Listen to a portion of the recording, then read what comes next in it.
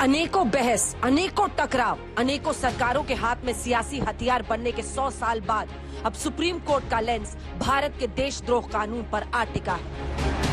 अंग्रेजों के जमाने से चले आ रहे देशद्रोह कानून यानी भारतीय दंड संहिता की धारा 124A पर देश में सबसे बड़ी बहस छिड़ गई है। देश की सर्वोच्च अदालत ने देशद्रोह कानून पर चिंता जताते हुए सरकार से पूछा था कि जिस कानून का इस्तेमाल कभी ब्रिटिश सरकार आजादी के आंदोलनों को दबाने और महात्मा गांधी और बाल गंगाधर तिलक जैसे नेताओं पर अत्याचार करने के लिए करती थी, उसे देश में खत्म क्यों नहीं कर देना चाहिए।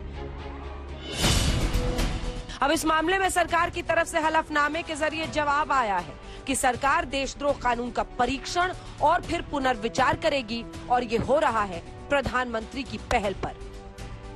हलफनामे में लिखा गया है, प्रधानमंत्री की धारणा है कि ऐसे समय में जब हमारा देश आजादी के 75 वर्ष मना रहा है, हमें औपनिवेशिक बोझ को दूर करने की दिशा में काम करना चाहिए। उसी भावना के अनुरूप 2014-15 से अब तक 1500 से अधिक पुराने कानूनों को खत्म कर दिया गया है।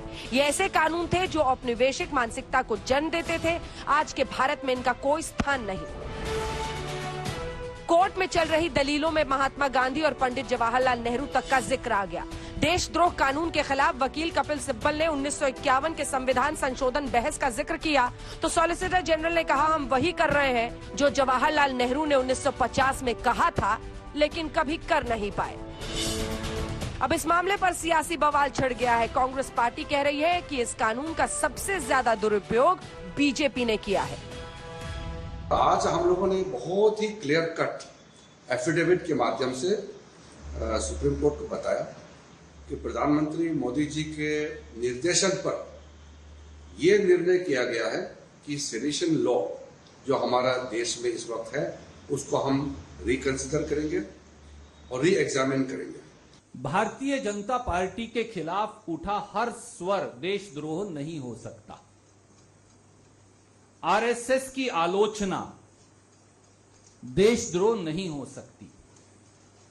मोदी सरकार के कुचक्र, कुनीतियों और उनके द्वारा लिए गए तानाशाही निर्णयों की आलोचना राष्ट्र विरोधी नहीं हो सकती। मिसयूज जबरदस्त हो रहा, अगर मिसयूज को रोका जा सके और कोर्ट इस तरफ ध्यान दे तो जो है सबसे ज्यादा जरूरी तो है राष्ट्रद्रोह अगर कोई सच में करता है सब इसके खिलाफ है, लेकिन राष्ट्रद्रोह की धाराओं का मिसयूज अगर आप करते हैं वो गलत है। देशद्रोह की धाराओं का सबसे ज्यादा दुरुपयोग भारतीय जनता पार्टी की राज्य सरकारों ने किया है।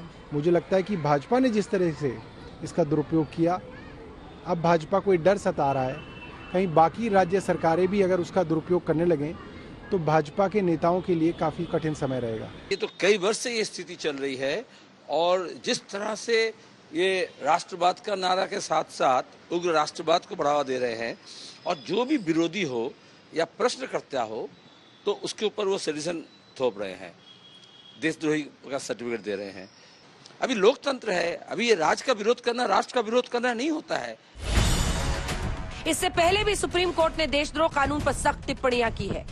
सुप्रीम कोर्ट ने कहा था देशद्रोह कानून का अंधाधुंध इस्तेमाल बढ़ई के हाथ में उस आरी की तरह है जो पेड़ की जगह पूरे जंगल को काट देती है। सुप्रीम कोर्ट ने यह भी कहा था कि दुर्भाग्य की बात है कि इस कानून को 75 साल बाद जारी रखा गया है। सरकार कई अप्रचलित कानूनों को खत्म कर रही है। हम नहीं जानते कि वह इस कानून को क्यों नहीं देख रही। इस कानून का जारी रहना संस्थानों के कामकाज और व्यक्तियों की स्वतंत्रता के लिए गंभीर खतरा है। क्या कार्टूनिस्ट, क्या नेता, क्या पत्रकार, ऐसे अनेकों मामले हैं जब देशद्रोह कानून के लगाए जाने को सियासी बदले के तौर पर देखा गया। अब सवाल यही कि क्या इस कानून में बदलाव की घड़ी आ चुकी है। अनीशा माथुर के साथ आज तक ब्यूरो।